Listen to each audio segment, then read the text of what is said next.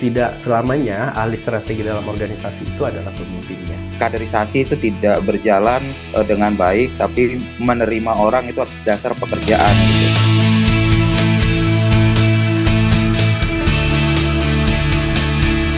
Baik, Assalamualaikum warahmatullahi wabarakatuh. Selamat siang kawan-kawan Lokadai dan juga selamat sore bagi kawan-kawan Lokadai yang berada di bagian tengah dan juga timur Indonesia. Senang sekali saya bisa menyapa kawan-kawan Lokadaya semua. Perkenalkan, saya Isti dari Yayasan Sembara Bangsa akan menjadi moderator pada kegiatan kali ini. Nah, saya sangat senang sekali bisa membersamai kawan-kawan semua lebih dekat lagi dengan sesi-sesi yang bisa memberikan pencerahan bagi kita. Tapi sebelumnya saya mau buka kegiatan kita dengan pantun terlebih dahulu. Beli tahu bentuknya bulat, naik pesawat bawa ke Bali. Pemuda sekarang makin gawat, solusinya keren sekali. Rasa sayangnya, rasa sayangnya, lihat dari jauh, rasa sayangnya. Wah, di sini juga teman-teman sekalian, kawan-kawan Lokadaya, saya lihat kayaknya masih makin banyak nih yang hadir di pada sesi kali ini. Dan dalam sesi berbagi Q3 kali ini mengangkat tema kepemimpinan angkatan muda di organisasi masyarakat sipil dan juga pelatihan peningkatan kapasitas ini difasilitasi oleh jejaring Lokadaya melalui platform Q3 bekerja sama dengan Sadaya dan juga serta didukung oleh program Co-Evolve 2. Nah, hari ini kita akan mendalami dua dimensi yang sangat berkaitan erat. Yang pertama itu adalah kaderisasi, yaitu proses sistematis yang bagaimana kita menyiapkan generasi penerus dalam organisasi dan juga bagaimana kita memberdayakan pemimpin muda, membekali teman-teman juga dengan strategi-strategi yang baik. Lalu ada juga kita lanjutkan nanti di sesi kedua yang fokus pada pemimpin muda sebagai penggerak perubahan sosial dan juga bagaimana kita membangun kepercayaan dan empati serta mendorong kepemimpinan dalam partisipatif. Nah, kawan-kawan semua, sudah bersama kita di sini ada Bang Andi Iskandar atau yang disapa juga dengan Bang Is dari jejaring mitra kemanusiaan. Silahkan Bang Is. Halo, selamat siang. Salam sejahtera untuk kita semua. Suara saya terdengar baik, Mbak Isti? Terdengar jelas Bang. Oke. Ya, kawan Lokadaya dan mitra-mitra pembangunan yang kami hormati, eh, episode Yutri kali ini kita akan coba membahas bagaimana kemudian eh, apa pemimpin-pemimpin kita yang sekarang katanya itu eh, lagi mendominasi eh, di usia generasi milenial dan generasi Z itu mampu kemudian menjadi bagian dari sustainability organisasi masyarakat sipil di Indonesia. Jadi hari ini kita akan mulai dengan bagaimana membahas strategi pemberdayaan pemimpin muda, kaitannya dengan mereka adalah aktivis dari organisasi masyarakat sipil, mulai dari Sabang sampai Merauke yang menjadi anggota dari Lokadaya dan jaringan-jaringan pembangunan yang lain. Ini adalah episode keempat dari diskusi kita tentang kepemimpinan muda, dan pada tema hari ini saya akan coba men-trigger dengan beberapa slideshow yang akan saya sampaikan. Setelah itu nanti kita akan berdiskusi lebih panjang tentang sebenarnya eh, apa yang menjadi kendala ketika sebuah organisasi yang platformnya adalah nirlaba itu kemudian tidak mampu melakukan kaderisasi, dan kemudian ada beberapa yang tidak mampu secara konsisten mengawal isu-isu yang sebenarnya sangat dibutuhkan dalam krisis-krisis pembangunan saat ini. Jadi ada beberapa informasi yang sedang dibangun oleh kelompok organisasi masyarakat sipil bahwa saat ini berbagai aspek terjadi penyempitan ruang publik, ya. Jadi eh, hampir sebagian besar organisasi masyarakat sipil di Indonesia sudah mulai sulit dalam menjalankan mandat organisasinya, dan kemudian eh, cukup sulit juga untuk melakukan proses kaderisasi, diakibatkan eh, banyak program-program yang dikawal oleh teman-teman kemudian tidak berupaya untuk memberikan ruang kepada generasi-generasi kita saat ini untuk bisa eh, mendapatkan kesempatan dalam pelibatan bermakna mereka pada organisasi masyarakat sipil. Jadi dari diskusi eh, 3 seri sebelumnya ada diskusi tentang bagaimana mereka kemudian masuk ke organisasi masyarakat sipil itu bukan entry point-nya bukan pada ideologi organisasi, tetapi pada bagaimana mereka menjadi pekerja sosial atau pekerja isu yang kemudian eh, saat direkrut mereka adalah eh, selalu pendekatannya adalah pendekatan project.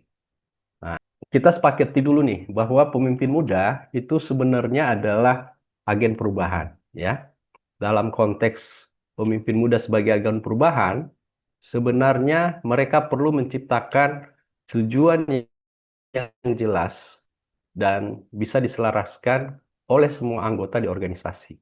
Kemudian mereka juga mampu merancang rencana yang transparan, keterampilan komunikasi yang baik, memiliki empati yang kuat, dan kemampuan untuk memimpin dengan menjadi role model bagi orang lain di organisasinya, kemudian memiliki eh, rasa kepemilikan yang terbukti dengan eh, banyak organisasi kita yang berbasis pada kerelawanan, kemudian komitmen terhadap organisasi walaupun pada saat-saat sulit organisasi tersebut sama sekali tidak mendapatkan dukungan dari proyek-proyek yang sesuai dengan isu yang mereka kawal. Kemudian strategi eh, yang mereka harus eh, lakukan, mereka harus paham dengan visi yang jelas, gitu ya. Jadi setiap organisasi itu akan punya visi, akan punya misi, dan akan punya rencana strategis yang akan di sebagai mimpi yang akan dicapai tahap demi tahap. Nah, dalam visi yang jelas dan strategi komunikasi efektif, ini menjadi keandalan atau keahlian seorang pemimpin di generasi muda saat ini. Jadi, kalau memiliki visi yang kuat, maka pemimpin muda harus memiliki visi yang jelas terhadap perubahan apa yang akan dilakukan dalam organisasinya.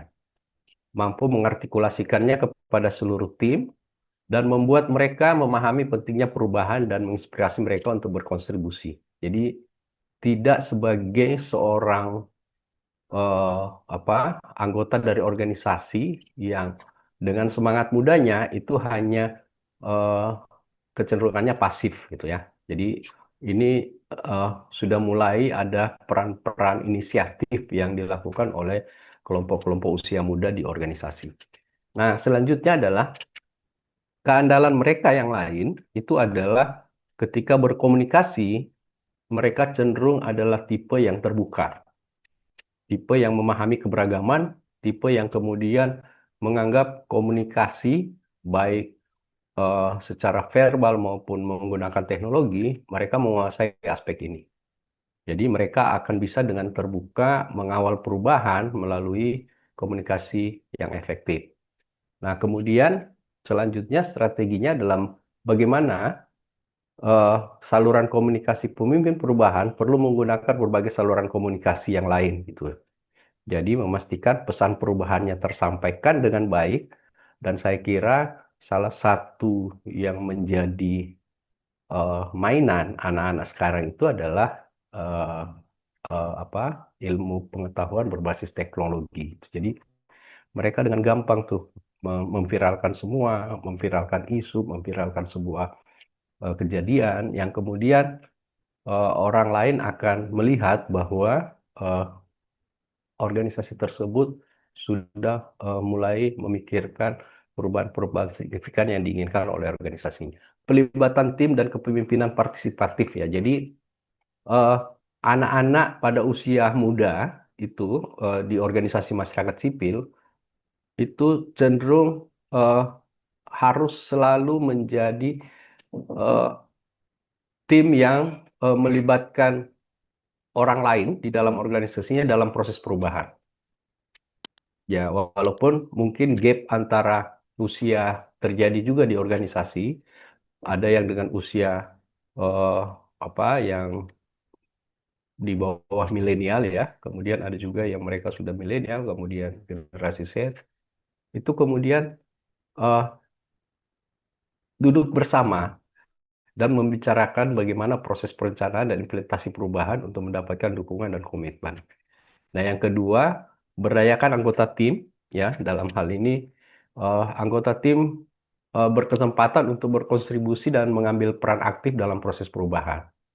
Kemudian, berikan umpan balik yang konstruktif, ya, jadi eh, sering melakukan evaluasi dan kemudian eh, memberikan umpan balik yang konstruktif pada anggota tim untuk membantu mereka berkembang dan mengatasi tantangan yang mungkin mereka hadapi. Nah, ini ketika strategi bicara tentang bagaimana membangun kepercayaan dan empati. Jadi, eh, beri kesan bahwa sebagai pemimpin perubahan, pemimpin itu perlu membangun kepercayaan dengan bersikap jujur, transparan, dan konsisten dalam tindakan mereka. Yang kedua itu empati dan pemahaman. Jadi, pemimpin perlu menunjukkan empati dan pemahaman terhadap perasaan dan kekhawatiran anggota tim selama proses disepakatinya terjadi perubahan. Kemudian berikan dukungan, ya, terutama pada dukungan emosional dan praktis kepada anggota tim untuk membangun mereka mengatasi tantangan yang mungkin mereka dapat. Ini yang perlu menjadi strategi dalam membangun kepercayaan dan empati di kalangan pemimpin muda. Kemudian ada strategi bagaimana mereka secara fleksibilitas dan eh, kemampuan adaptasi. Jadi eh, pemimpin muda itu sebenarnya cenderung mereka fleksibel, bisa ber, eh, cepat melakukan penyesuaian pada strategi-strategi yang kemudian menghambat terjadinya perubahan. Ya, ini mereka harus siap menyesuaikan strategi perubahan jika diperlukan dan merespon perubahan situasi dengan cepat. Kemudian mereka juga harus memiliki kemampuan adaptasi yang kuat. Jadi pemimpin perlu memiliki kemampuan beradaptasi dengan perubahan dan membantu tim untuk melakukan hal yang sama. Kemudian eh, mereka juga harus belajar dari pengalaman, ya. Jadi bagaimana kemudian bercerita dengan para senior, para orang-orang yang lebih duluan dalam organisasi itu untuk mengetahui situasi saat ini dan bagaimana kemudian situasi itu sepakat untuk dilakukan perubahan dalam konteks sustainability dan menjaga masa depan organisasinya. Jadi ada tiga hal yang perlu kita highlight di sini. Yang pertama, mereka harus memiliki rencana untuk melakukan evaluasi secara berkala. Ya, evaluasi berkala ini sebenarnya hanya dilakukan untuk eh, evaluasi terhadap proses perubahan untuk mengidentifikasi yang perlu ditingkatkan. Ya. Kemudian yang ketiga adalah bagaimana mengarah pada perbaikan organisasi yang berkelanjutan pada strategi perubahan-perubahan. Jadi ini tiga eh, tahapan di mana mereka harus memiliki kemampuan evaluasi dan pembelajaran berkelanjutan. Kesimpulannya bahwa ketika atau orang yang ingin diajak berubah itu sebenarnya harus diajak duduk dari awal untuk membahasakan atau membahas bagaimana menerapkan strategi yang saya sampaikan. Peluang keberhasilan transformasi organisasi. Kata kuncinya adalah pemimpin muda. Selamat, Anda dipercayakan menjadi pemimpin perubahan di organisasi Anda. Pemimpin perubahan juga dapat meningkatkan peluang keberhasilan transformasi organisasi. Ini memang ada beberapa organisasi yang kita lihat ya, dari periode ke periode mereka tetap ada gitu ya, tapi terjadi regenerasi di dalamnya. Ada juga organisasi masyarakat sipil yang dari dekade yang lalu, kemudian ada pertemuan di dekade berikutnya, itu orangnya itu-itu aja. Jadi proses regenerasi tidak terjadi di dalam organisasi itu. Nah, kemudian ini akan menjamin keberhasilan transformasi organisasi dan kemudian menciptakan dampak positif bagi seluruh anggota dalam tim, di dalam organisasinya. Ini ya keyakinan yang kami sempat dari 3 sesi sebelumnya ini sempat kami tarik dari hasil diskusi teman-teman, dan kemudian tiba pada kesimpulan akhir, pemimpin muda Anda dipercayakan menjadi pemimpin perubahan di organisasi Anda. Selanjutnya kita akan mendengarkan materi kedua, kaderisasi dan juga kepemimpinan muda. Namun sebelumnya izinkan saya untuk membacakan CV-nya terlebih dahulu. Jadi pemateri kita selanjutnya adalah Bapak Ahmad Syamsuddin Arif atau yang lebih dikenal dengan Mas Arif, merupakan Direktur YLBHI LBH Semarang periode 2024 sampai 2028 dengan rekam jejak panjang di bidang advokasi, sumber daya alam, hak asasi manusia dan juga penguatan masyarakat sipil. Oke, terima kasih Kak Isti atas waktunya. Selamat siang kawan-kawan semua. Selamat sore untuk teman-teman yang ada di wilayah tengah dan timur. Mohon maaf sebelumnya, ini suara saya rada merdu. Kondisi lagi batuk pilek. Jadi nanti kalau di tengah sesi ada keskip jeda beberapa detik untuk batuk dulu, mohon maaf. Ya, sebelumnya saya sampaikan terima kasih kepada teman-teman semua yang telah mengikuti sesi ini ya, konsisten mengikuti dari sesi pertama sampai ini sesi keempat, untuk kita membicarakan soal gimana sih keberlanjutan di organisasi masyarakat sipil, termasuk bagaimana peluang anak-anak muda untuk bisa berkontribusi lebih di kerja-kerja sosial sebagaimana yang sedang kita lakukan. Nah, di materi saya ini sebetulnya sedikit mengulang, kalau bagi teman-teman yang mengikuti di sesi ketiga, sedikit mengulang dari yang kemarin sudah kita diskusikan, dan juga ada beberapa tambahan sedikit. Jadi sebelum nanti menjelaskan lebih panjang, di slide kedua saya ingin ini ya, merefresh dan mungkin kita menyepakati bersama bahwa ada 2 hal yang penting, elemen penting di kerja-kerja OMS. Yang pertama adalah kaderisasi, kemudian yang kedua adalah kepemimpinan muda.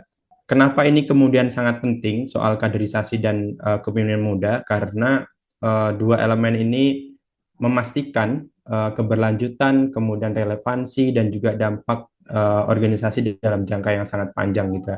Kita bisa melihat di beberapa lembaga yang kemudian memang konsisten melakukan kaderisasi dan juga restrukturisasi ya, restruktur soal kepengurusannya, itu dia juga bisa berjalan dalam kurun waktu yang sangat panjang. Kaderisasi sebagaimana tadi dijelaskan sama Bang Is, ada beberapa pointer yang kemudian saya highlight di sini.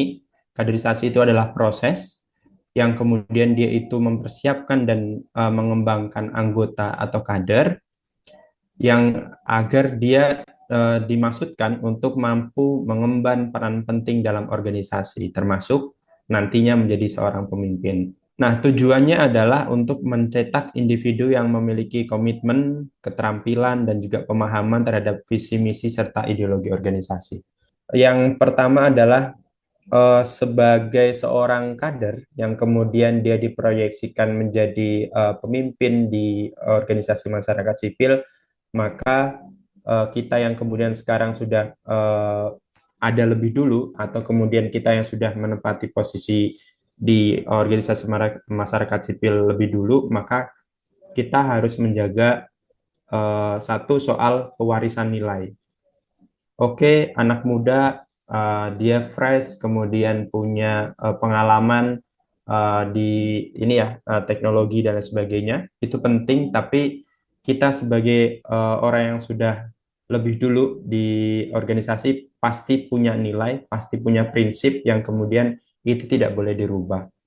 Maka pewarisan nilai ini menjadi hal yang sangat penting, fundamental gitu ya, untuk kemudian menanamkan nilai-nilai atau prinsip organisasi kepada generasi muda agar esensi organisasi tetap terjaga. Nah, kemudian yang kedua, soal regenerasi. Nah, ini kayaknya juga sudah menjadi perbincangan di beberapa kali pertemuan-pertemuan ini ya, OMS maupun diskusi-diskusi di wilayah gitu. Bagaimana soal regenerasi ini sangat penting karena dia akan memastikan organisasi itu tetap berlanjut dengan dia ini menjadi pemimpin atau anak muda yang kompeten untuk melanjutkan estafet kepemimpinan. Kemudian yang ketiga adalah soal pengembangan kapasitas. Maka kalau kemudian kita bersepakat bahwa kaderisasi, kemudian struktur kepemimpinan itu penting di lembaga, maka kita harus mengemban itu, mewujudkan itu juga dengan pengembangan kapasitas bagi anak muda. Kenapa ini penting? Ya karena sangat penting sekali ya. Apalagi kalau dia menjadi pemimpin di organisasi masyarakat sipil yang kemudian dia dituntut untuk bekerja efektif, kemudian dengan kreatif dan inovatif, tentu pengembangan kapasitas ini sangat penting sekali.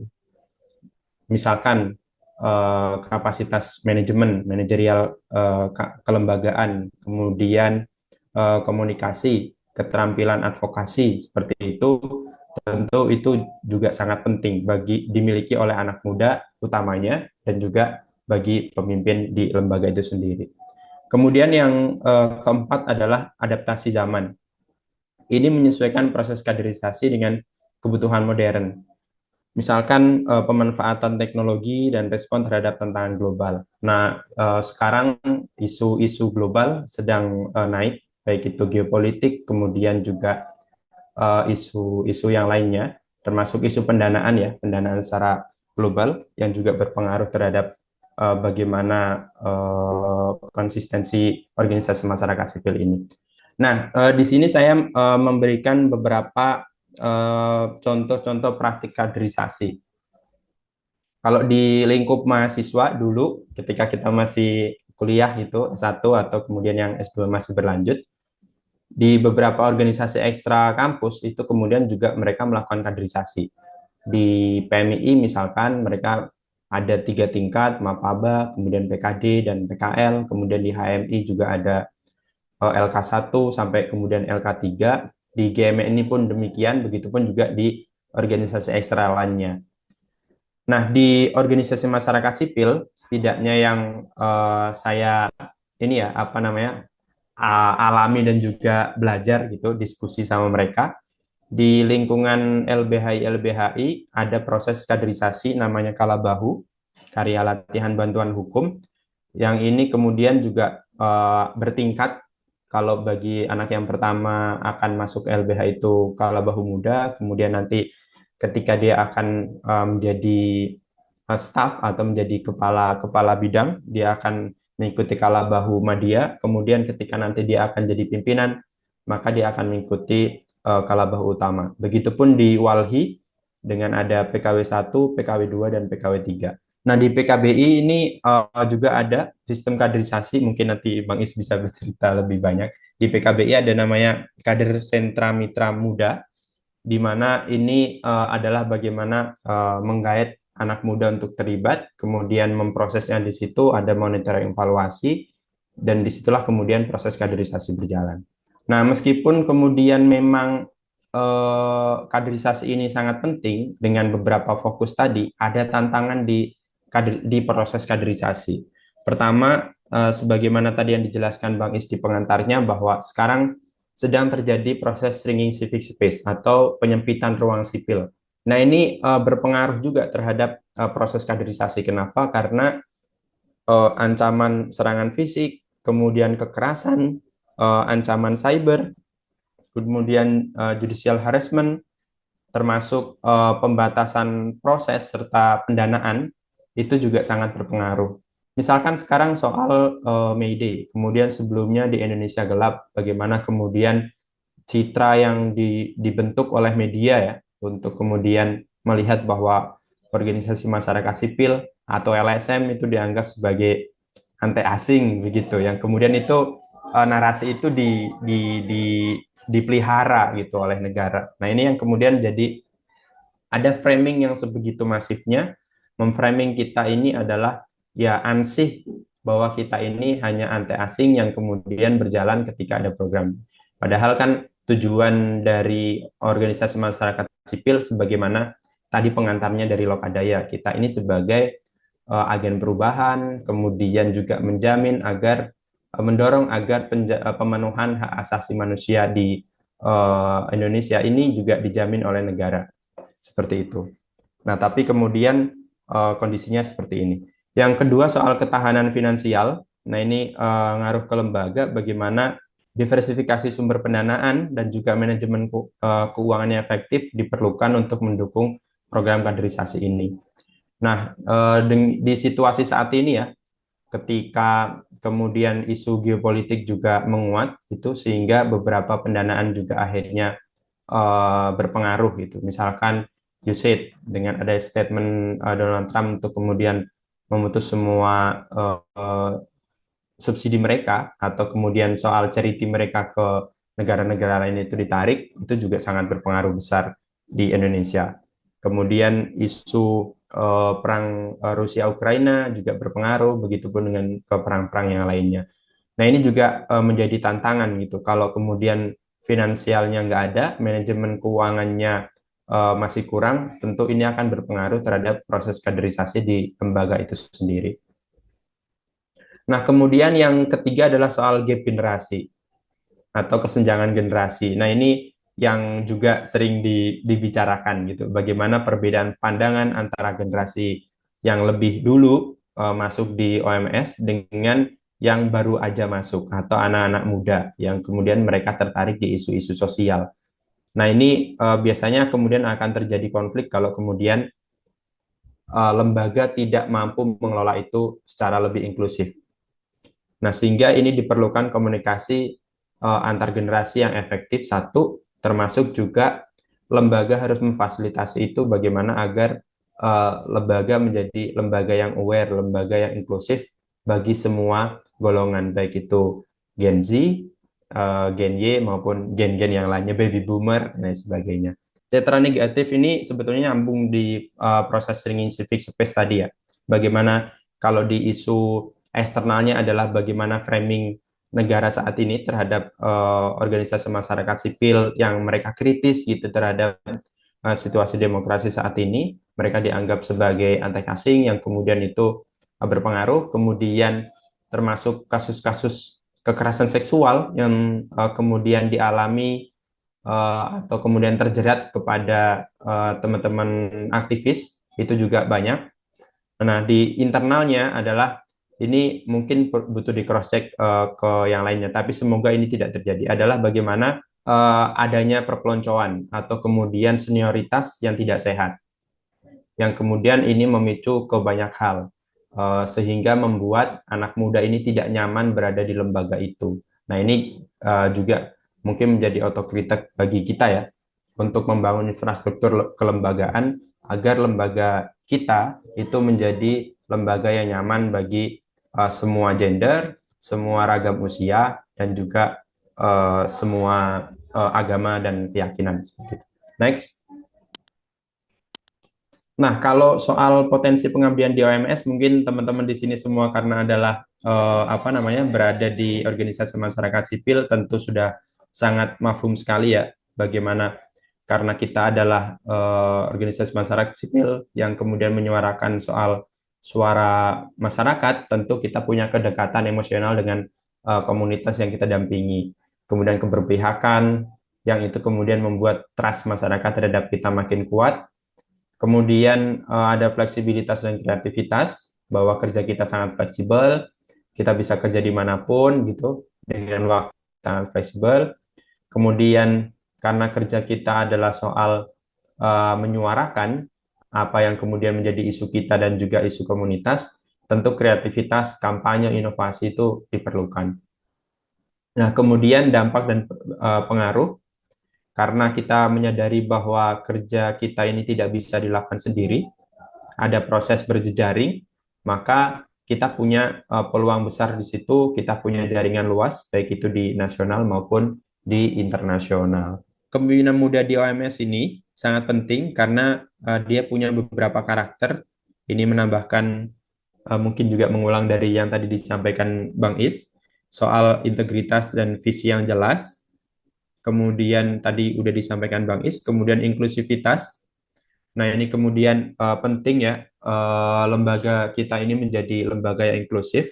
Tadi untuk menerima masukan dari usia muda bahkan, karena mereka menurut beberapa literatur dan juga yang disampaikan Bang Is di sesi-sesi sebelumnya, eh, mereka ini punya pemahaman soal isu global yang lebih cepat, penggunaan teknologi yang juga lebih masif mereka, termasuk mereka mampu mengemas konten-konten secara lebih menarik. Tentu inklusivitas ini penting gitu di lembaga agar kita juga memfasilitasi mereka bisa berkembang. Kemudian kreatif dan adaptasi terhadap teknologi. Pemimpin muda itu perlu memanfaatkan teknologi sebagai platform pembelajaran, termasuk media sosial, media kampanye untuk memperluas jangkauan dan juga memperluas jaringan. Nah, kemudian komitmen sosial ini berfokus pada isu-isu seperti keadilan sosial, lingkungan, dan juga demokrasi sebagaimana nilai-nilai yang ada di ideologi organisasi. Next. Jadi kaderisasi ini dia itu adalah fondasi untuk membentuk pemimpin muda yang berkualitas. Prosesnya ini tidak hanya mencetak individu dan persons yang kompeten secara teknis, tapi juga membangun karakter, mentalitas, termasuk membawa komitmen terhadap isu-isu sosial. Nah, kemudian dia ini bisa satu mengintegrasikan teknologi pelatihan. Sekarang teknologi pelatihan kan banyak sekali ya. Apalagi kemudian sekarang kita dibantu dengan adanya AI gitu. Dia ini kemudian memberikan usulan kalau kita pakai teknologi, akhirnya ada banyak sekali sistem yang kemudian bisa kita build lah, kita bangun seperti itu. Misalkan sistem manajemen bakat, atau kemudian sistem manajemen pengetahuan, sistem manajemen kasus, sistem manajemen dokumentasi. Itu semua adalah berbasis teknologi dan penting bagi keberlanjutan organisasi masyarakat sipil. Karena seringkali kalau kemudian sistem dokumentasi dan manajemen pengetahuan ini belum terbangun, seringkali yang terjadi adalah orang keluar dari organisasi, dia itu membawa pengetahuan, dia itu membawa aset lembaga soal pengetahuan tadi, soal kapasitas. Yang ketika kemudian orang itu pergi dan pengetahuan ini belum dikelola oleh lembaga, maka ini kita akan kecolongan dan lembaga itu mengalami kekosongan pengetahuan di situ. Nah, kemudian yang kedua, membangun budaya belajar dan mendorong pertumbuhan berkelanjutan. Nah, ini tadi bahwa kemudian untuk membangun infrastruktur lembaga agar mampu menjamin pengetahuan itu menyeluruh ke semua anggota yang ada di lembaga, maka penting untuk membangun budaya belajar, saling sharing, learning by doing, atau kemudian listen learn gitu ya, pengalaman baik dari advokasi yang lainnya yang itu kemudian juga penting. Yang ketiga, menghapus praktik kaderisasi yang tidak sehat, seperti indoktrinasi kuno dan juga senioritas yang berlebihan. Tadi bahwa kalau di diskusi yang sebelumnya, kita juga sudah menyampaikan bahwa gap generasi itu terjadi juga karena ketidakpercayanya orang-orang yang sudah lebih lama di organisasi masyarakat sipil terhadap anak baru gitu. Sehingga itu yang kemudian butuh kita diskusikan bersama. Kira-kira bagaimana proses kaderisasi ini agar berkembang di organisasi masyarakat sipil. Yang pertama adalah perancangan program kaderisasi yang inklusif, bahwa kalau kemudian kita di sini sepakat bahwa kaderisasi di lembaga itu penting, maka kita butuh entah nanti difasilitasi oleh Lokadaya atau kemudian nanti bila teman-teman ingin mendiskusikan ini lebih lanjut dengan Bang Is dan teman-teman yang lainnya. Nah, soal perancangan program kaderisasi yang inklusif agar tadi menjamin kaderisasi berjalan, inklusif ke semua usia dan semua ragam gender. Itu kemudian yang kedua, pemanfaatan teknologi, bahwa di dunia yang sudah sangat maju ini, teknologi itu penting, apalagi bagi kita sebagai organisasi masyarakat sipil untuk mampu dan bisa menyuarakan isu dan juga kasus yang kita dampingi secara lebih luas. Tentu pemanfaatan teknologi ini penting. Di sisi yang lain, teknologi juga penting untuk mampu menjadi teman kita untuk melakukan manajerial di organisasi masyarakat sipil itu sendiri. Oke, kita memberikan peluang kepada anak muda untuk dia bisa berpartisipasi lebih lebih luas gitu ya, lebih lebih lebih lebih banyak gitu kepada anak muda. Tapi kita harus memberikan pemahaman secara fundamental terhadap nilai dan prinsip yang kita pahami di lembaga. Tentu ini menjadi sangat penting agar ketika pemimpin muda ini dia akan berjalan masih dalam core atau masih dalam frame nilai dan prinsip sebagaimana lembaga atau organisasi kita. Nah, kemudian yang keempat adalah mengelola tantangan, bahwa tantangan itu bukan sebuah hal yang harus dihindari atau harus ditakuti, tapi bagaimana kita harus mampu mengelola tantangan itu untuk menjamin keberlanjutan, satu, menjamin keberlanjutan kelembagaan, tentu kedua, soal tantangan ini juga dikelola agar anak-anak muda ini kan mereka kemudian dengan masivitas teknologi, mereka juga tertantang terhadap hal-hal yang baru. Kesimpulannya adalah kaderisasi yang efektif akan melahirkan pemimpin muda yang tidak hanya mampu menjalankan organisasi, tetapi juga dia mampu mendorong perubahan sosial yang lebih bermakna, lebih komprehensif. Kemudian organisasi masyarakat sipil perlu berinvestasi dalam proses ini untuk menjamin keberlanjutan dan dampak positif di masyarakat. Baik, terima kasih. Kami ucapkan kepada Mas Arief, untuk Mas Arief kita berikan aplaus juga. Terima kasih Mas Arief. Dan selanjutnya kita masuk ke sesi Q&A tanya jawab. Kami persilahkan untuk kawan-kawan Lokadaya yang ingin memberikan pertanyaan, boleh silakan untuk menggunakan fitur raise hand, atau silakan juga boleh menulis di kolom chat. Nah, untuk kawan-kawan Lokadaya yang baru saja masuk, baru bergabung dan belum mengisi daftar tautan, daftar hadir pada tautan, silakan. Tautannya sudah kami kirimkan di kolom chat. Jadi pastikan kawan-kawan Lokadaya semuanya sudah mengisi daftar hadir ya. Dan sebagai bentuk inklusivitas seperti tadi yang disampaikan oleh Mas Arief, jadi setiap sesi ini kita menghadirkan ada juru bahasa isyarat. Kalau di sini sekarang ada Kak Arum dan juga Kak Desita Ayu sebagai akses untuk teman-teman tuli. Nah, Bang Is, bagaimana sih sebenarnya kalau untuk kita membangun kepercayaan lintas generasi supaya pemberdayaan pemimpin muda ini bisa lebih ditingkatkan, dimasifkan gitu loh Bang Is?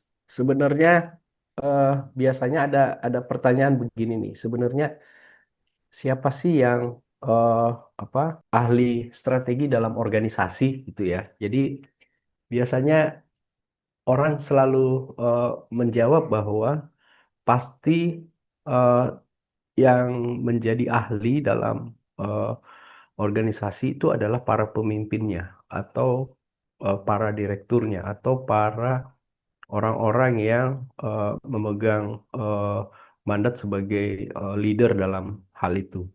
Nah, tetapi pernahkah teman-teman berpikir bahwa bagaimana kalau ahli strategi ternyata justru pada orang yang dipimpin, misalnya, ya, bahkan mereka kemudian eh, kalau leadernya mengalami kesulitan dalam melakukan perubahan, saya kira generasi inilah yang kemudian atau orang yang dipimpinlah yang kemudian itu bisa mengambil inisiatif untuk kemudian eh, bersatu dan kemudian melakukan perubahan di dalam organisasinya.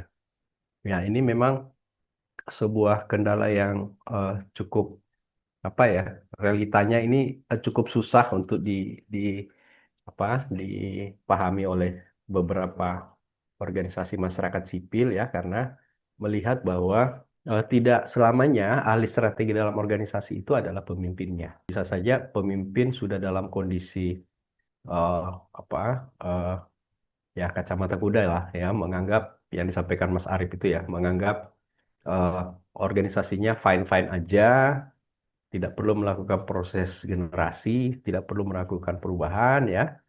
karena dianggap eh, organisasi itu bisa kok masih bisa eksis gitu, walaupun dalam situasi tertentu mereka lupa bahwa perjuangan organisasi masyarakat sipil itu sebenarnya pada siapa orang yang eh, didampingi di masyarakat gitu.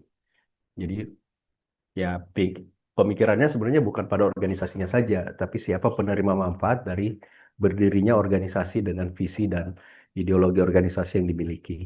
Yang pertama ada dari Kak Muhammad Wais Al-Korni Awaludin, izin kakak kalau membangun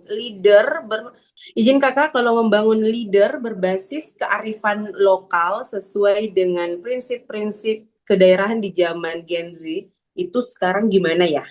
Ya, ini rada tricky ya. Karena ini berbasis strategi di lembaga masing-masing sebetulnya. Bagaimana kalau di kami misalkan ini pengalaman di kami itu karena di LBH YLB tadi ada Kalabahu, eh, proses orang masuk di LBH itu kemudian dia ada masa pengenalan selama kurang lebih 6 bulan, dan di situ kita memang pertama soal perspektif dan juga mendekatkan mereka ke komunitas. Kita lebih banyak mendorong mereka dekat sama komunitas, itu live in dengan durasi waktu yang lumayan gitu, 3 hari bahkan 1 minggu. Nah, kalau kemudian dia sering ketemu sama masyarakat, ketemu dengan masalah, ketemu dengan isu, nah dari situ kemudian pertama keberpihakan akan muncul, kemudian kearifan lokal, di mana dia juga bisa melihat soal dinamika sosial di masyarakat itu juga dia mampu mengetahui itu, dan lembaga memfasilitasi itu. Lembaga kemudian menjamin bahwa pengetahuan yang ada yang diterima oleh mereka masih sesuai dengan nilai yang ada di kelembagaan. Tentu menurutku itu jadi satu strategi yang saat ini sejauh ini di kami di lingkungan LBH YLBH itu berjalan dan itu efektif. Oke, Sebetulnya pertanyaan sih itu ya bukan gimana? pertanyaan tapi komen saja sih sebetulnya. Oh, komen. Bisa Oke. bisa di apa respon bisa tidak juga. Itu hanya komentar bahwa sering terjadi kan masalah semacam itu. Artinya kalau kita melihat apakah pemimpin muda itu visinya bagus atau tidak itu mungkin juga bisa dilihat di organisasinya. Artinya di organisasi yang sudah lama atau yang baru. Kalau organisasi yang lama itu kan kadang banyak Pak senior di situ gitu ya. Nah, itu kan sering ada terjadi gap gitu ya. Bagaimana Hmm. memahami, kemudian mengimplementasikan, menginternalisasi dan mengimplementasikan visi itu kan sebetulnya tidak gampang gitu. Nah, itu kadang terjadi gap itu.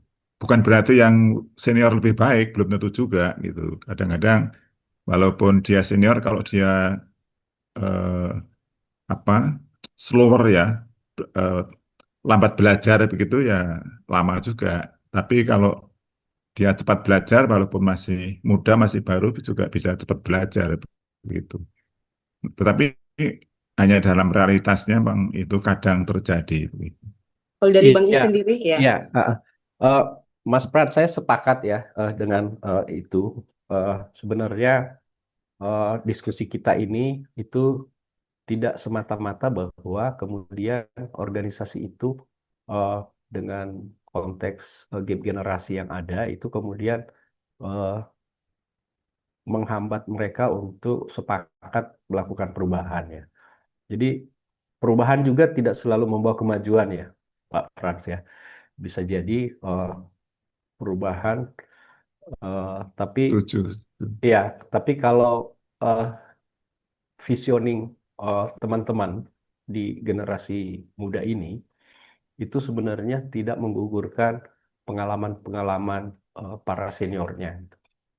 Ya, jadi kadangkala ada bahasa begini Pak Frans, ketika eh, perubahan tidak selalu membawa kemajuan, tetapi tanpa perubahan kemajuan hanyalah sebuah ilusi.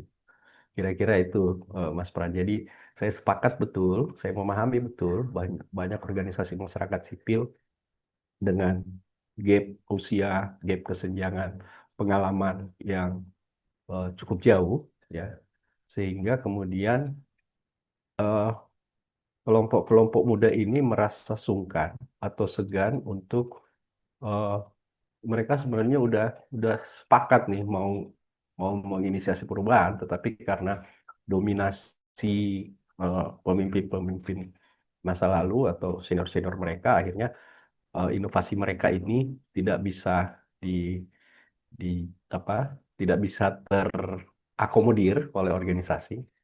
Nah, ini yang kemudian kami lihat ada beberapa case terkait dengan hal ini, di mana ketika mereka tidak terakomodasi, mereka ini adalah kelompok yang bisa bergerak di luar organisasi loh, Mas. Kadang-kadang ada organisasi yang kemudian pecah, ya, kemudian kelompok-kelompok yang mengawal perubahan, yang sepakat dengan perubahan ini, yang kemudian membuat organisasi tandingan. Nah, itu yang kita tidak harapkan, karena bagaimanapun perjuangan dari organisasi masyarakat sipil itu adalah putus lagi ya. Ya, ini Iya, rebutan signal di sini banyak iya, orang. iya, iya. Silakan dilanjutin, Bang. Ya, prinsipnya. Ya, prinsipnya sepakat ya, Mas Pran. Jadi memang sebenarnya yang kami takuti hanya begini, Mas, ketika generasi ini kemudian tidak terakomodir ketika mereka udah sepakat melakukan perubahan dalam organisasinya. Yang kita takuti mereka kemudian bergeraknya di luar organisasi. Nah, ini ada beberapa organisasi loh yang pecah, kemudian eh, pengusung perubahan ini kemudian membangun organisasi baru yang kemudian sebenarnya eh, tujuan organisasi masyarakat sipil dibentuk itu adalah pembelaan terhadap hak-hak dasar masyarakat, ya, kemudian eh, ruang-ruang sipil yang berkeadilan dan sebagainya. Nah, sehingga takutnya nanti organisasinya eksis, tetapi kemudian pembelaan terhadap penerima manfaatnya itu kemudian mereka kecenderungannya ditinggalkan. Jadi prinsipnya sepakat sih, Mas. Tapi juga kadang ada sebaliknya juga ya. Artinya sebetulnya sudah diberikan kebebasan, diberikan ruang yang cukup longgar. Kadang-kadang tidak mau atau tidak bisa, bukan tidak mau mungkin, ya, tapi tidak bisa mengisi juga gitu. Ya, Ini saya juga sering melihat seperti itu. Sudah ada diberikan ruang, diberikan kesempatan, tapi kadang-kadang eh, ya tidak bisa memanfaatkan dengan baik juga gitu. Nah, ini yang aspek ini saya pikir juga nanti supaya komprehensif itu juga bisa dilihat juga gitu. iya betul. Tapi di sini memang ya peran senior penting sebetulnya dalam kalau misalnya mereka tidak atau belum bergerak ya bagaimana dimotivasi dengan baik. Tapi poin yang tadi disampaikan Mas Arief tentang apa masa pengenalan atau masa magang itu penting juga itu. Jadi kadang-kadang memang kita dalam masa itu lebih membiarkan mencari sendiri anak-anak muda itu. Nah, padahal menurut saya baik saat itu adalah saat yang baik untuk eh, bukan indoktrinasi tetapi ya Ya, mengenalkan, mendorong agar kawan-kawan ini terus belajar ya. Karena kan eh, tidak ada sekolah LSM ya sebetulnya ya. Dasarnya sih saya sepakat dengan apa yang tadi disampaikan Bang Is dan juga Bang Frans ya. Kalau untuk organisasi baru mungkin dia memang karena organisasi baru tentu orang-orangnya masih fresh gitu ya, anak-anak muda gitu karena dia masih baru. Tapi mereka juga punya PR soal bagaimana menanamkan nilai dan prinsip yang memang fundamental bagi kita sesama organisasi masyarakat sipil. Nah, bagi organisasi yang dia memang sudah lama, secara prinsip dan nilai mereka sudah teruji lah gitu ya. Kemudian soal ketahanan mereka teruji. Nah, tapi kalau kemudian memang kemudian kita di sini semua bersepakat bahwa kaderisasi itu penting, menurut saya juga infrastruktur kelembagaan juga harus dikuatkan. Membuat lembaga itu menjadi inklusif, nyaman bagi semua orang, kemudian kita juga harus menyiapkan, kalau memang kita sepakat soal kaderisasi itu penting, ya kita harus bikin pedoman kaderisasi. Kalau tadi yang saya jelaskan soal apa namanya anak yang baru masuk, itu anak muda yang baru masuk, di kami memang bikin pedoman kaderisasi selama 6 bulan itu dia harus lebih banyak di basis, di komunitas gitu supaya mereka lebih paham isu, paham kasus kayak gitu. Nah, mungkin di lembaga yang lain butuh membuat pedoman kaderisasi itu gimana sih kalau yang baru masuk, kemudian intermediate gitu, sampai kemudian dia bisa dianggap sebagai kompeten itu ada standar-standarnya gitu, dan itu penting menurut saya. Kak Yuda, Ya, terima ya, kasih. silakan Kak Yuda. Ya, saya sebenarnya menarik untuk diskusi kita pada siang hari. Memang penting sebenarnya juga bagaimana kita sudah mulai harus memikirkan bagaimana keterlibatan generasi muda ya dalam organisasi. Mungkin juga nanti akan dilengkapi pertanyaan dari yang terakhir di bawah ini dari Bang Amrizal sama Mbak dengan Dani ini ya. Ini menarik. Saya pikir pergeseran ini yang perlu kita perhatikan, Mbak. Memang melihat situasi saat ini juga tidak mudah gitu ya, tidak mudah pelibatan anak muda atau generasi muda itu dalam sebuah konsep organisasi atau gerakan-gerakan gitu. Karena juga mengingat gadget dan lain sebagainya ini kan berpengaruh besar. Terus kemudian saya juga menyorot juga apa yang disampaikan ini Mbak atau Mas Dani atau Mbak Dani ini kecenderungan adalah sekarang ini realitas yang kita lihat saat ini juga mereka bergabung di organisasi ya karena pengen kerja dan sebagainya. Jadi ini juga miris gitu ya. Mungkin saya juga pernah dulunya itu di 2004 tuh, saya pernah membuat forum anak gitu ya. Dengan harapan sebenarnya sama, menciptakan generasi muda yang bisa menjadi generasi gitu ya. Tapi memang itu juga tidak mudah. Kemudian juga kita pernah juga mencoba untuk program namanya kewirausahaan, itu memang pure anak-anak yang kita ambil adalah targetan anak SMA kelas 3. Namun juga hanya di tahun pertama kita bisa bertahan gitu. Di tahun kedua kita ternyata tidak sesuai dengan ekspektasi gitu. Jadi ini memang penting sebenarnya kita ini coba untuk memikirkan bagaimana ketertarikan generasi muda kita ini bisa masuk di dalam sebuah konteks organisasi dan ini bisa berkelanjutan. Mungkin yang tadi disampaikan oleh Bang Arief juga saya sependapat ya, memang secara perencanaan atau Bang Iskandar tadi juga ini menarik, tapi bagaimana nanti mewujudkan implementasi ya, mengingat juga sebenarnya pola kultur budaya juga mempengaruhi dalam bagaimana kita bisa mengembangkan. Jadi banyak sebenarnya strategi yang dipakai oleh teman-teman CSO khususnya di Sumatera Utara, karena saya ada di Sumatera Utara. Kebetulan saya juga mendirikan sebuah yayasan namanya Yapemas. Mungkin Mas Is juga sudah pernah ketemu sama direkturnya Yapemas ya kemarin. Nah ini juga banyak hal yang kita coba polakan gitu. Tapi memang lagi-lagi tantangan dan kendala juga tidak sedikit gitu. Memang agak sulit. Mungkin tambahan dari saya itu aja, mungkin melengkapi Mas Is dan Bang Arief tadi. Ada dari Dani, Mbak Dani, Adikti Foundation. Ini Mbak atau Mas, mohon maaf kalau misalnya salah panggil. Dari Adikti Foundation, dalam beberapa kasus kita sering menemukan organisasi yang mengandalkan ketokohan dan walaupun kaderisasi berjalan namun tidak bisa menggeser ketokohan tersebut. Ketika tokoh tersebut cabut atau keluar, organisasi goyang bahkan kehilangan arah. Nah, bagaimana menghilangkan dinamika ketokohan ini? Kayaknya tadi sempat disinggung ya. Silahkan mungkin dari Bang Is atau Mas Arief ini.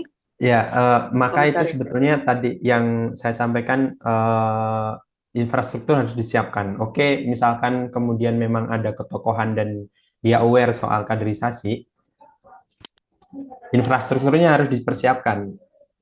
Soal pengetahuan aset lembaga itu harus dipersiapkan. Pengetahuan dia melakukan manajerial itu kan juga harus ditelurkan, harus di-share gitu ya ke generasi yang ada di bawahnya, supaya ketika tokoh ini memang dia akan istirahat gitu dari kerja-kerja masyarakat sipil gitu.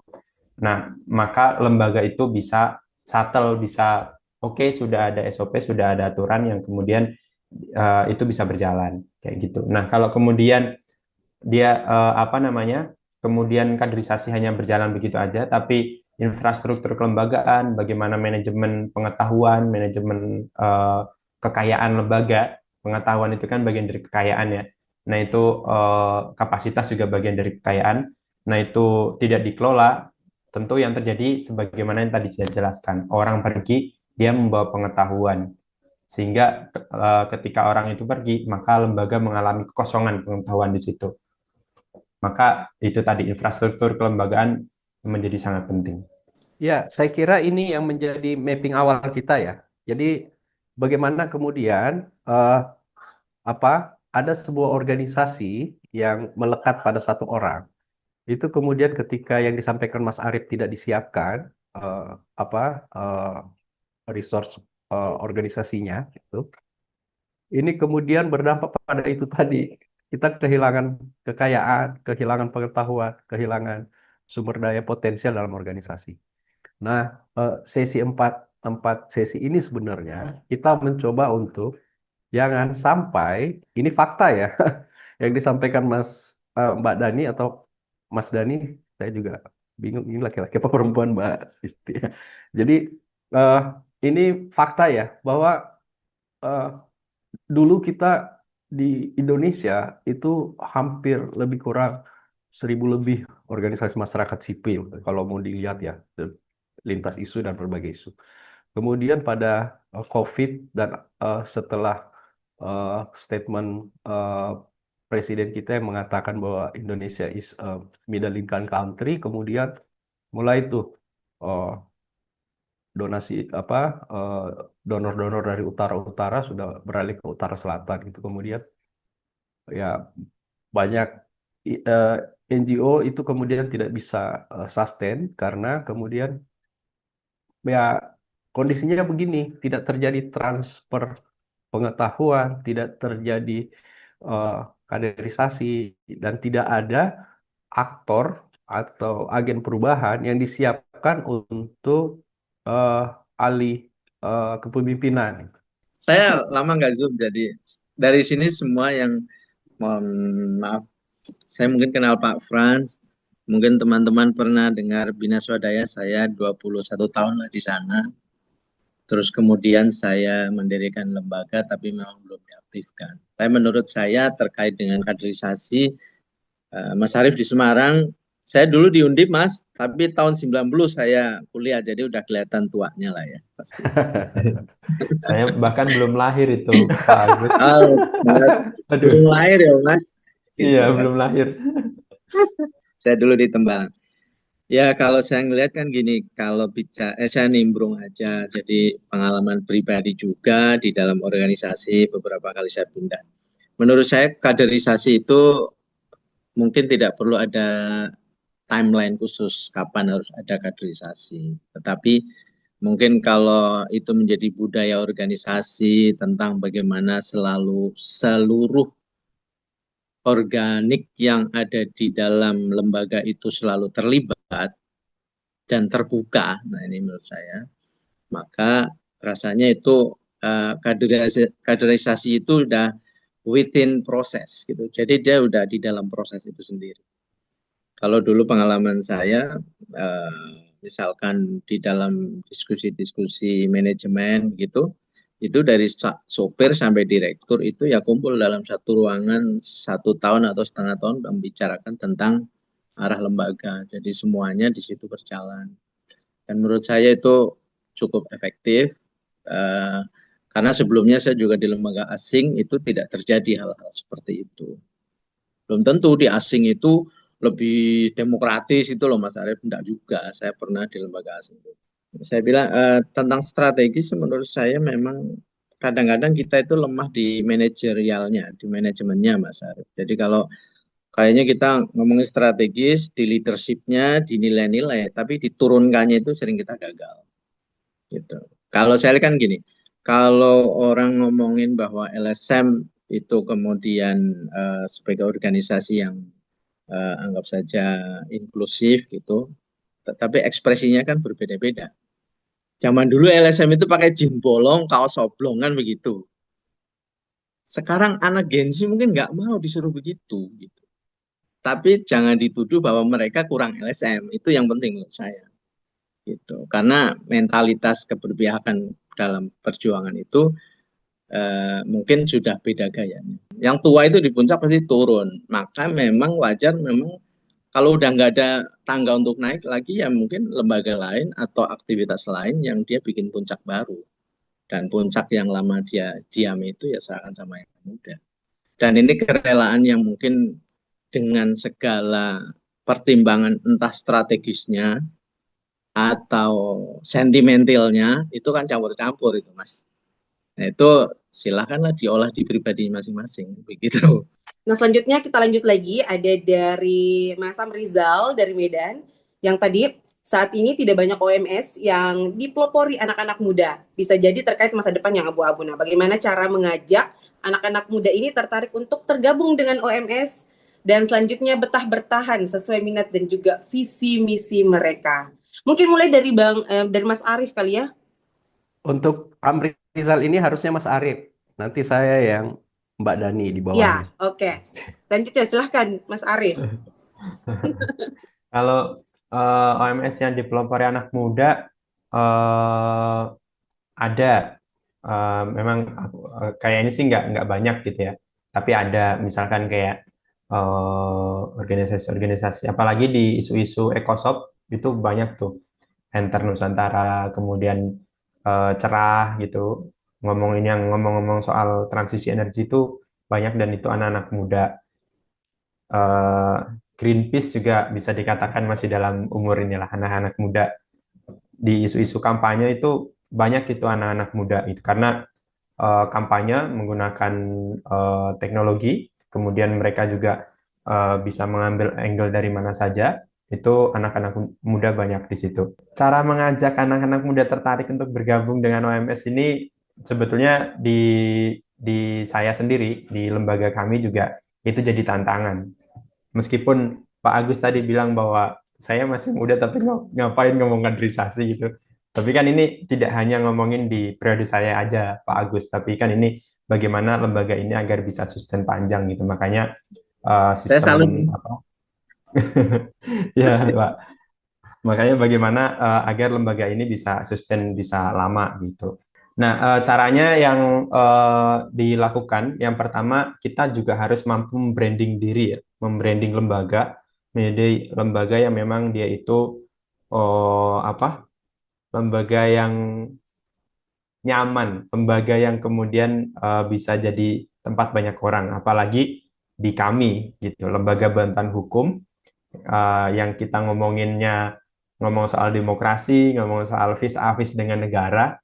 Seringkali kan kemudian kita dianggap sebagai, wah ini lembaga yang sangar nih, yang item-item, yang setiap hari ngomong lawan-lawan, bakar-bakar gitu kan. Itu udah terframing banget tuh. Makanya kita kemudian juga berusaha untuk membranding diri menjadi satu lembaga yang kemudian dia bisa nyaman membuka kesempatan bagi semua orang. Strategi yang lain tentu deket ya, harus minimal nggak intens tapi minimal kenal atau kemudian tahu isu mereka, deket sama mereka itu, apalagi kemudian kita bisa nongkrong sama mereka gitu ya, sama teman-teman anak muda ini itu.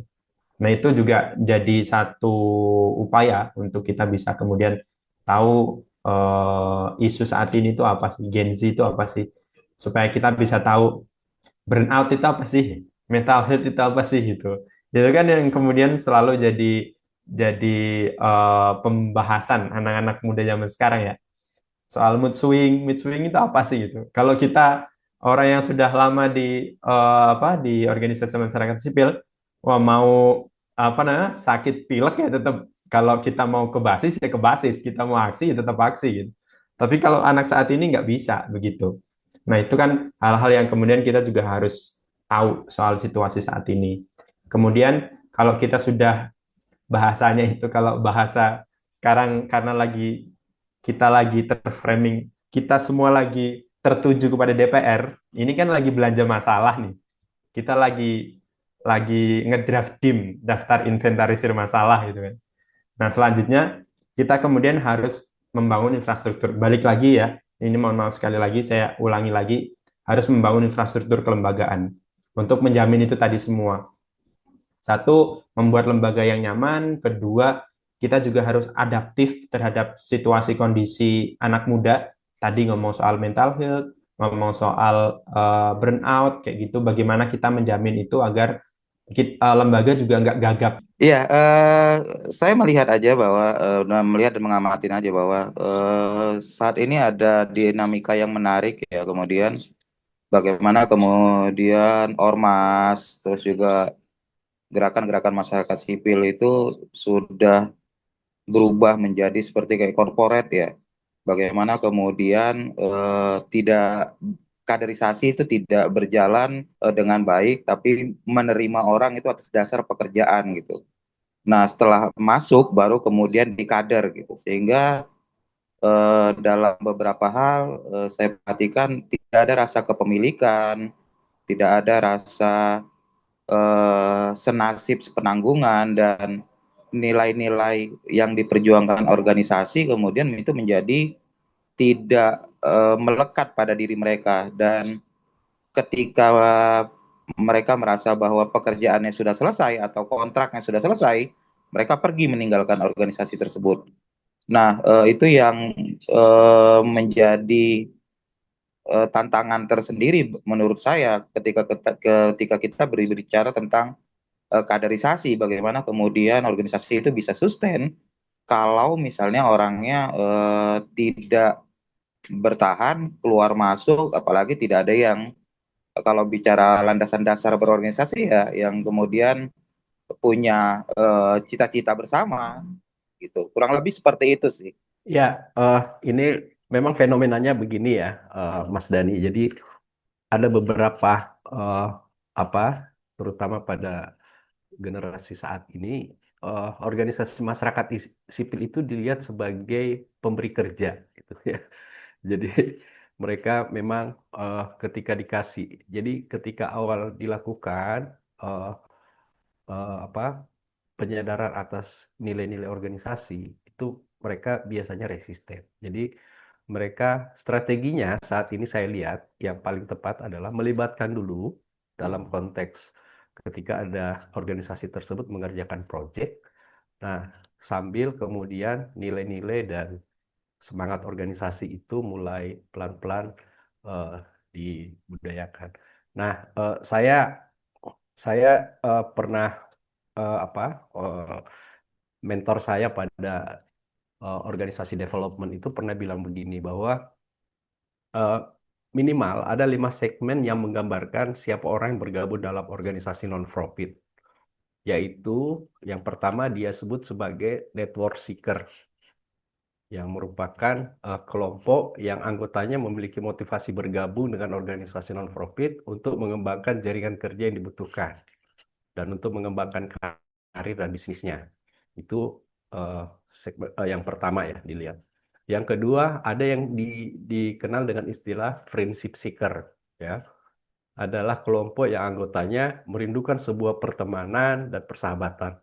Mereka ingin organisasi melakukan aktivitas yang tidak serius, seperti komunitas sepeda, ya, eh, eh, apa, moge, motor misalnya ya, dengan kelompok-kelompok pendaki dan komunitas penyalur hobi lainnya. Sederhana saja memang mereka hanya eh, mencari relasi pertemanan berbasis hobi. Kemudian yang ketiga ada yang dikenal dengan altruism seeker, ya. Kelompok ini anggotanya memiliki motivasi untuk berbuat sesuatu bagi orang lain sehingga memacu organisasi untuk berkarya pada orang lain.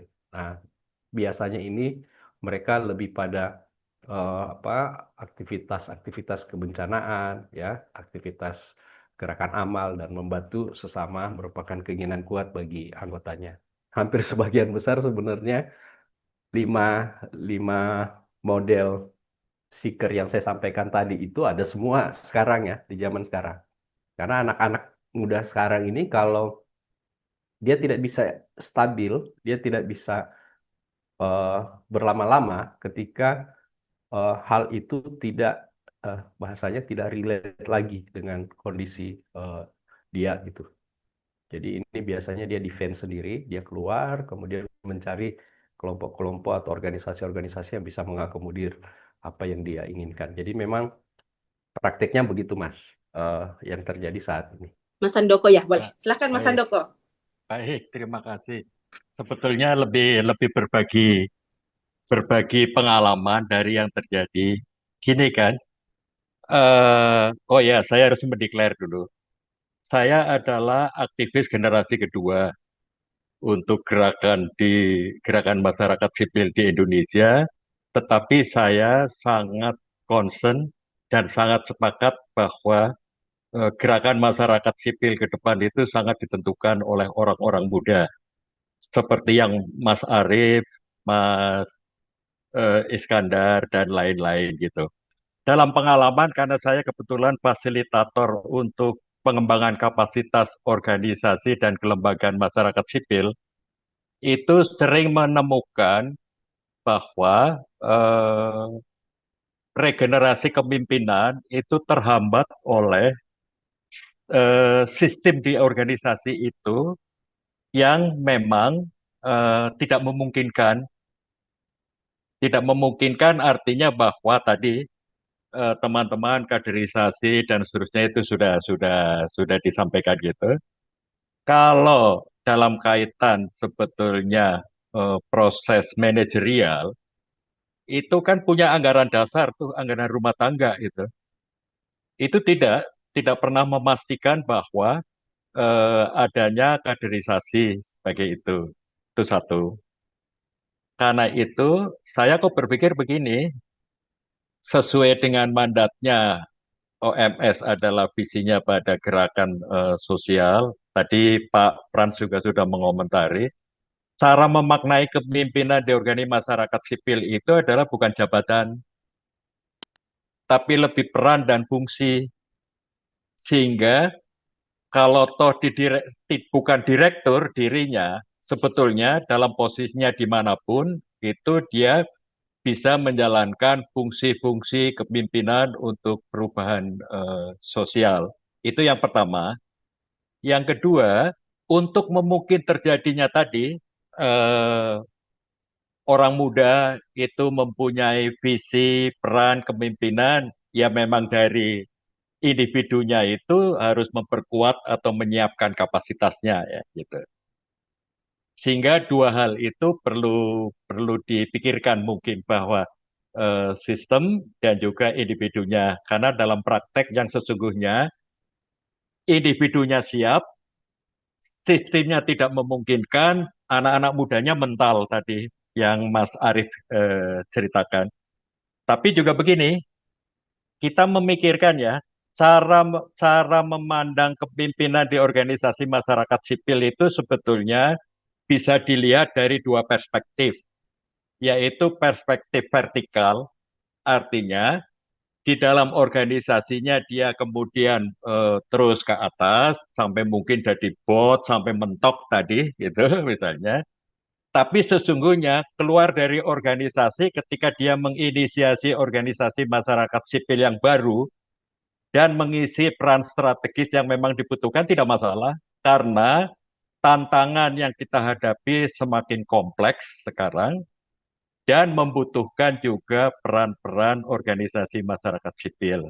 Dengan kata lain, saya sebetulnya ingin mengatakan, yuk kita coba diskusikan cara berpikir kepemimpinan di organisasi masyarakat sipil itu bukan pada struktural jabatan, tapi peran dan fungsi, dan karena itu bagi organisasi-organisasi yang sistemnya tidak memungkinkan itu, ya tidak ada cara lain. Tantangnya adalah mereformasi sistem di dalam organisasi yang bersangkutan agar memungkinkan tadi. Oke, terima kasih Mas Handoko, keren sekali. Panggilnya Bapak ya kayaknya. Terima kasih, keren sekali ya Pak Handoko. Nah, kami sampaikan lagi kepada kawan-kawan Lokadaya, jadi di kolom chat itu sudah ada tautan untuk formulir feedback. Mungkin bisa sembari mengisi ya. Selanjutnya ada tadi yang raise hand, ada dari Naili Apel. Terima kasih waktunya.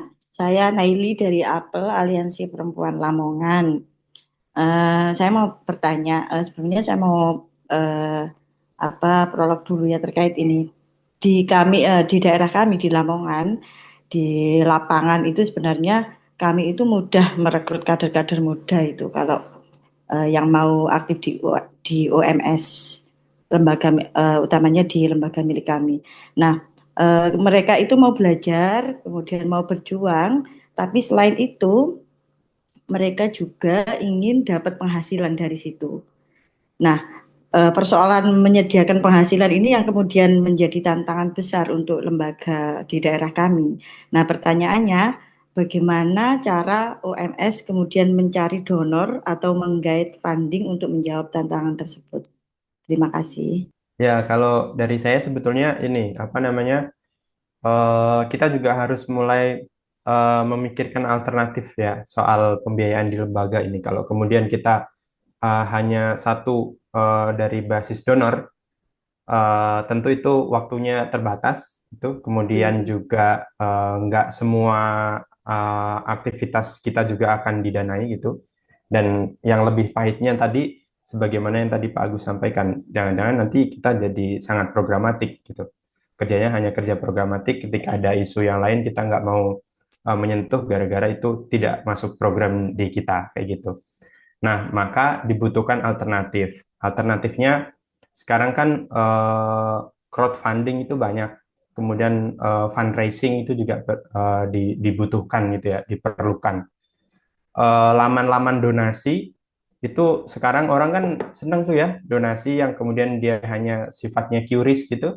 Kita kalau dulu pakai kampanyenya masjid itu kan naruh kotak-kotak amal di minimarket atau kemudian di tempat-tempat umum kayak gitu. Kalau dulu kan begitu. Jadi sistemnya kita masukin koin gitu.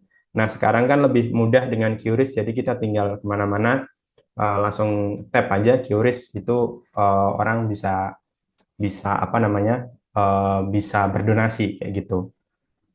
Jadi yang penting dibangun pertama adalah soal branding lembaga, bahwa lembaga kita adalah lembaga sosial yang kemudian kita menyuarakan apa itu.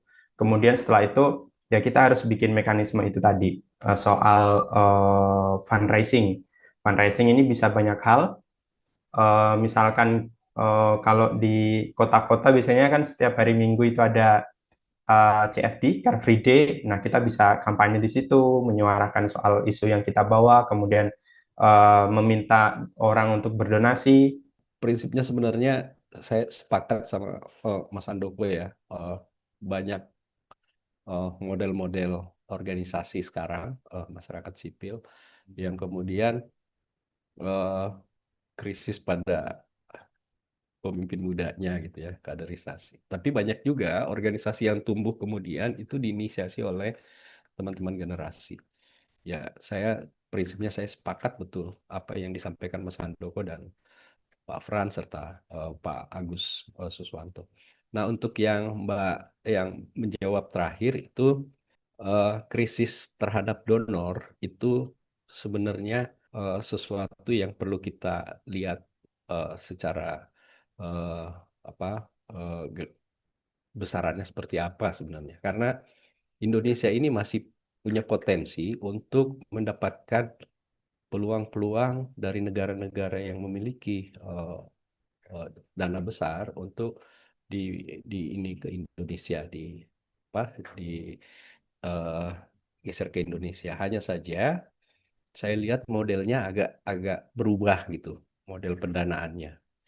Makanya ini ada satu inovasi yang dilakukan oleh teman-teman Penabulu yang kemudian membuat Lokadaya. Dari Lokadaya itu kemudian juga membuat ada beberapa eh, kelompok-kelompok lagi di dalamnya yang disebut sebagai Lokadana, kemudian ada Sadaya dan sebagainya. Nah, sebenarnya kalau kami amati itu kecenderungannya semua donor itu harus berafiliat dulu dengan negara. Jadi kontraknya itu adalah G2G, nggak bisa organisasi masyarakat sipil akses langsung tuh. Walaupun ada beberapa yang masih juga senang berakses langsung dengan NGO lokal di Indonesia. Nah, Dalam isu kebencanaan, sekarang ada konsep yang dikenal dengan istilah Grand Bargain 2.0, di mana eh, pendanaan yang masuk kaitan dengan humanitarian, kemanusiaan, itu nanti eh, akan bermitra dengan para organisasi masyarakat sipil di level lokal dengan konsep yang dinamakan Local Humanitarian Leadership. Nah, ini yang sedang kita bahas pada APKI, Aliansi Pembangunan Kemanusiaan Indonesia. Nah, ada tren juga bahwa donor lebih senang dengan model organisasi masyarakat sipil yang berkonsorsium untuk bekerja atau mengerjakan isu secara bersama. Nah, walaupun gerakan-gerakan ini seperti misalnya Global Fund, debate dengan Quoter Internasional, itu kemudian banyak menyalurkan dana untuk teman-teman melalui gerakan-gerakan konsorsium organisasi. Jadi tidak lagi hanya berupaya pada pendanaan satu isu, tetapi bisa perluasan isu dengan berbagai macam kriteria dan spesifikasi dari organisasi masyarakat sipil di Indonesia. Nah, kalau pada prinsipnya begini, ini akan menjadi catatan kami. Diskusi hari ini sangat kaya, ya, sangat banyak banyak ide-ide baru yang kemudian nanti akan kita kolaborasikan. Intinya bahwa ketika ada organisasi yang mau melakukan perubahan, maka siapkan infrastruktur perubahannya. Seperti yang disampaikan Mas Arief. Mulai dari kaderisasinya ada, orang yang ditunjuk sebagai agen perubahannya ada, sistem yang dibangun juga betul-betul siap, dan kemudian silakan lakukan konsep-konsep perubahan yang diinginkan bersama. Ya, pertama saya sampaikan terima kasih terhadap teman-teman semua, karena teman-teman ya, meskipun di sini ada yang senior-senior, ada Pak Agus, Pak Handoko, tapi saya bilangnya teman-teman biar kelihatan setara, muda semua. Ya, saya sampaikan terima kasih sebanyak-banyaknya terhadap teman-teman semua yang mengikuti 4 sesi ya, sesi pertama sampai sesi ini. Artinya kita semua di sini punya pemahaman yang sama, punya kesepakatan yang sama bahwa kaderisasi itu penting, anak muda itu butuh dilibatkan dalam kerja-kerja kita, seperti itu, untuk kemudian nanti banyak sekali input dari teman-teman semua, dari yang senior-senior juga. Ini kolom chat banyak sekali, ini jadi catatan penting, tadi yang disampaikan Bang Is benar, jadi catatan penting untuk kita nanti membangun mekanisme bersama gitu, sistem bersama ketika memang nanti dibutuhkan ada listen learn, ada exchange gitu ya, exchange pengetahuan dari masing-masing, itu menurutku jadi sangat mungkin kayak gitu. Mari sama-sama kita apresiasi Bang Is dan juga Mas Arief dengan tepuk bangsawan. Luar biasa semuanya. Izinkan saya menutup dulu dengan pantun. Dari jauh kelihatan Bunda. Cantik. Bawa tas isinya panada. Cantik. Mari rangkul dan libatkan anak muda menciptakan para pemimpin muda. Baik kawan Lokadaya, mari kita jadikan ruang diskusi ini menarik dan juga tempat untuk bertumbuh. Saya Isti dan seluruh tim mohon undur diri. Terima kasih sudah hadir hingga di akhir sesi luar biasa. Sampai ketemu di sesi berikutnya dengan tematik lainnya. Assalamualaikum warahmatullahi wabarakatuh.